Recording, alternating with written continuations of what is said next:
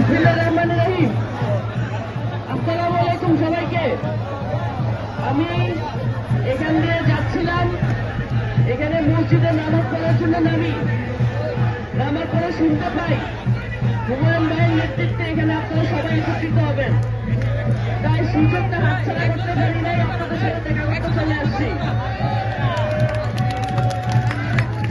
আমি আপনারা দীর্ঘ 17 বছর যাবৎ বিভিন্ন অন্যায় অত্যাচারের শিকার হয়েছেন এবং সর্বশেষ জুলাই আগস্ট গণঅভ্যুত্থানের আমার ভাইয়ের মতন আরো 1,500 মানুষের রক্তের বিনিময়ে আমরা স্বাধীনতা অর্জন করেছি এবং আজকে এই খোলা আকাশের নিচে আমরা সবাই একত্রিত হতে পেরেছি।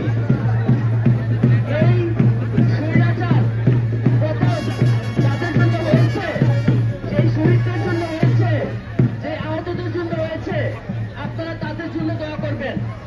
আমার ভাই সহ আরো যে 1500 জন শহীদ হয়েছে তাদের জন্য দোয়া করবেন এবং আমরা সকলে মিলে শহীদদের এবং আহতদের যে স্বপ্নের বাংলাদেশ, সেই স্বপ্নের বাংলাদেশ গড়ার জন্য একসাথে ধানের শীষকে বিজয় করার মাধ্যমে